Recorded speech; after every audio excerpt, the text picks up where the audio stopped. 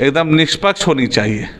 इसमें कोई भी शॉर्टकट का कोई भी इस तरह से भावना नहीं होनी चाहिए कि एक हमने अनाउंस कर दिया सरकार ने, मोदी सरकार ने, तो उसको हम इम्प्लीमेंट करने के लिए जल्दी जल्दी में ये सारा चीज़ कर दें। देश में इतनी भूखमरी है, इतनी लाचारी है, इतनी बेरोजगारी है, यकीन मानिए कि ये सब नारा लगाने से, ये सब करने से भी इस देश का ऐसा नहीं है कि भूखमरी और लाचारी और बेरोजगारी दूर हो जाए।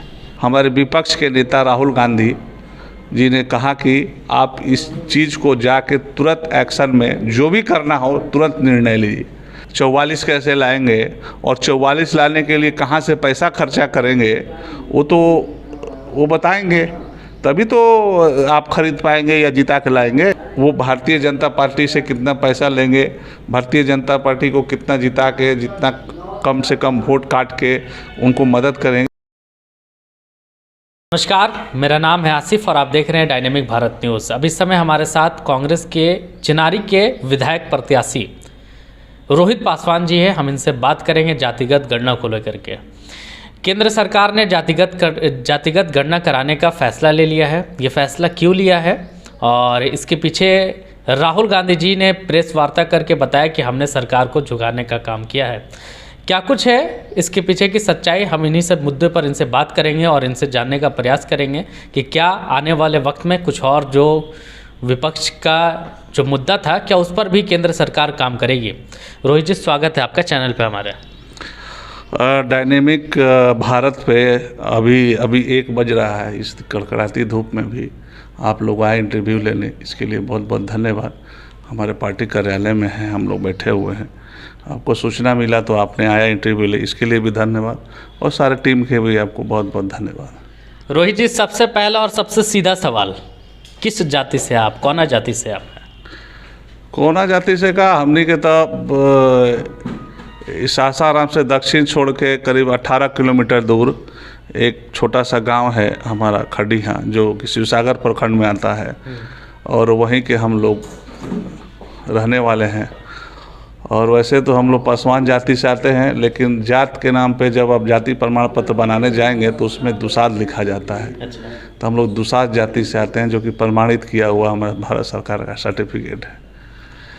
अच्छा, जिस चीज़ के लिए राहुल गांधी लंबे समय से लड़ाई लड़ रहे थे जातिगत गणना कराने को लेकर के, अचानक से मोदी जी, केंद्र सरकार जो है तो वो फैसले पर आ जाती है कि हाँ, हम पूरे देश भर में जातिगत गणना कराएंगे। क्या कुछ कहेंगे आपको, ये आखिर कैसे ऐसा हो गया?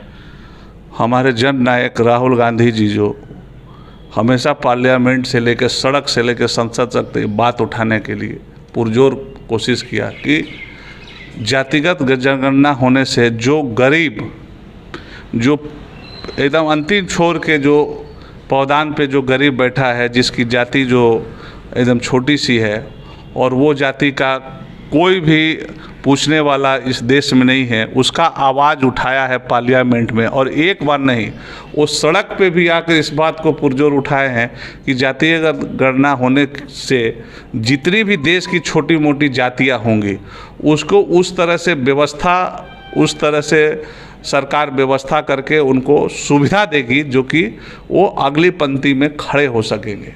इसलिए राहुल गांधी जी ने इस व्यवस्था को सड़क से संसद उठाया था कि जातीय जनगणना होनी चाहिए और जातीय जनगणना उस तरीके से होनी चाहिए देश में जो कि निष्पक्ष होनी चाहिए। कोई भी भेदभाव, कोई भी इस तरह का सोच नहीं होनी चाहिए कि जिससे कि जातीय गणना में कुछ दिक्कतें हो सके, क्योंकि ऐसी ऐसी छोटी छोटी इतनी जातियां हैं देश में कि आप यकीन नहीं कर सकते हैं कि वो जाति का मतलब कोई, बहुत सारे लोग नाम नहीं जानते हैं और नहीं नाम जानने के कारण वो भी एक तरह से कहिए कि अपना जहाँ है वहाँ बसे हुए हैं, विलुप्त होने के कगार पे हैं, क्योंकि उनकी व्यवस्था उस तरह से नहीं है।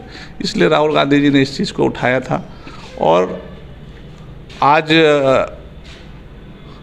हमको तो यकीन नहीं हो रहा है कि मोदी जी ने इस तरह से बयान दिया है। फिर भी अब अगर ऑफिशियली बयान होगा तो उसके लिए भी सरकार को बधाई है। और मैं ये भी मतलब यकीन दिलाना चाहता हूँ कि राहुल गांधी जी जब इस बात को उठाए थे तो उन्होंने ये भी कहा था कि जातीय गणना जो होनी चाहिए एकदम निष्पक्ष होनी चाहिए। इसमें कोई भी शॉर्टकट का कोई भी इस तरह से भावना नहीं होनी चाहिए कि एक हमने अनाउंस कर दिया सरकार ने, मोदी सरकार ने, तो उसको हम इम्प्लीमेंट करने के लिए जल्दी जल्दी में ये सारा चीज़ कर दें। अब देखिए आगे उन्होंने वो भाजपा सरकार जो केंद्र में बैठी वो नारा दे रही थी, बटोगे तो कटोगे, हिंदू सब एक हैं, कोई जाति नहीं होता है हिंदू का, सब हिंदू धर्म के एक लोग हैं, तो फिर अचानक से ये जाति पूछने लगे। देखिए यही कारण है कि आज पुलवामा में जो अटैक हुआ है, यही बोलने का कारण है कि वहाँ पे धर्म पूछ के लोगों को मारा गया है। पहलगाम हमला हुआ है, पुलवामा में नहीं, सॉरी, पहलगाम में इस तरह का जो हमला हुआ है वो यही कारण है कि अगर आप देश में इस तरह का भावना रखते हैं और बोलते हैं तो कहीं ना कहीं इस चीज़ को उजागर करता है कि जो आपके दुश्मन पर सरहद के उस पार बैठे हुए हैं वो कहीं ना कहीं एक्टिव होके धर्म पूछ के लोगों को मारने का काम किया है। तो ये सब होनी नहीं चाहिए और ये चीज़ें कहने से कोई बहुत सारा परसेप्शन नहीं होता है, लेकिन उनका मकसद ही ऐसा है कि एक दूसरे को लड़ाने का काम करने का और अपने आप में इस चीज़ को साबित करने का बहुत पुरजोर हिंदुत्व का बहुत हम लोग समर्थन करते हैं। ऐसा कुछ नहीं है देश में इतनी भूखमरी है, इतनी लाचारी है, इतनी बेरोजगारी है, यकीन मानिए कि ये सब नारा लगाने से, ये सब कहने से भी इस देश का ऐसा नहीं है कि भूखमरी और लाचारी और बेरोजगारी दूर हो जाए। बिहार में आगामी विधानसभा चुनाव सर पर है, ऐसे में कुछ दिन पहले असदुद्दीन ओवैसी जी की एंट्री होती है बिहार में और वो बयान देते हैं कि हमारे 4 विधायक को खरीदा था, हम 24 लाएंगे। क्या लगता है आपको, क्या आने वाले विधानसभा चुनाव में इफेक्ट डालेंगे महागठबंधन पर ओवैसी? देखिए, ये ओवैसी जी जो हैं वो भारतीय जनता पार्टी के बी टीम के लोग हैं और भारतीय जनता पार्टी उनको फंडिंग करती है और सुविधा देती है, सुरक्षा भी देती है। अच्छा, कैसे आप कहते हैं कि फंडिंग करती है? देखिए, ये तो हम कहने के वो नहीं है, वो तो ऑफिशियली आप देखेंगे कि उनको ऐसी सुविधा देती है, ऐसी फंडिंग देती है कि वो कह रहे हैं कि उन्होंने 40 तो 44 कैसे लाएंगे और 44 लाने के लिए कहाँ से पैसा खर्चा करेंगे वो बताएंगे, तभी तो आप खरीद पाएंगे या जिता के लाएंगे। तेजस्वी जी को उन्होंने ललकारा भी है कि बिहार में इस बार उनको हटाएंगे भी, हम साफ करेंगे। पहली बात कि हमारे तेजस्वी यादव जो हमारे कमिंग आने वाले समय में हमारे विपक्ष के और प्रतिपक्ष के नेता हैं और उनको ओवैसी जैसे ऐसे कई नेता बिहार में हैं जो उनको हमेशा सम्मान और इज्जत दिए हैं और ये चीज़ लालू जी के समय से आया है। ओवैसी जी को कहने का अर्थ है कि हम किसी भी तरह टीआरपी को और किसी भी तरह चर्चा में बने रहें बिहार में, क्योंकि हमारे प्रतिपक्ष जो हैं तेजस्वी यादव जो है उनके बोलने से जनता के बीच में लोग सुनेंगे कि भाई MIM ओवैसी साहब जो हैं हमारे तेजस्वी यादव को बोल रहे हैं इस तरह से, तो वो सुनने के कारण ये अपना भाषा बदल रहे हैं, अपना बयान दे रहे हैं। लेकिन बिहार में MIM का कुछ भी ऐसा नहीं है जो कि आप कह सकते हैं कि MIM 4 से 40 हो सकती है, अब 24 हो सकती है। अब मान लीजिए 24 के लिए आपको कितना मेहनत करने पड़ेंगे, कितने पैसे लगाने पड़ेंगे, ये तो वो भारतीय जनता पार्टी से कितना पैसा लेंगे, भारतीय जनता पार्टी को कितना जिता के, जितना कम से कम वोट काट के उनको मदद करेंगे, ये तो आने वाला समय में आप देख सकते हैं। क्या लगता है आपको इस बार कितनी सीट पर कांग्रेस लड़ेगी बिहार में? देखिए, ये सब तो भाई संगठन की बात है और हमारे महागठबंधन जो इंडिया ब्लॉक है बने हुए हैं उनकी एक साझा एक अपना वो चल रहा है, उसमें हर दल से 2-3 लोग ऐसे सिस्टम में हैं जो कि तय करेंगे कि कितनी सीटें किसको मिलनी चाहिए और कितनी सीटें लेकर हमारे जनता के बीच में सारे पार्टियां उतरेगी। इसमें जितने भी महागठबंधन में जो भी पार्टियां हैं वो सब चुनाव लड़ेंगे और जीत के सरकार बनाएंगे। एक आखिरी सवाल होगा, आप चिनारी से भावी विधायक प्रत्याशी हैं, चिनारी की जनता को क्या संदेश देना चाहिए? देखिए, हम प्रत्याशी नहीं, हमारे पिताजी 80 से 85 और 77 में भी चुनाव लड़े थे, 80 से 85 में जीते थे और यहाँ से विधायक भी हुए थे और अच्छा खासा काम किया था। किसी कारणवश मतलब पिताजी फिर दोबारा मतलब टिकट नहीं मिला हमारे ये कांग्रेस पार्टी में, तो वो हम लोग संगठन में रहे, पिताजी भी रहे, हम भी हैं।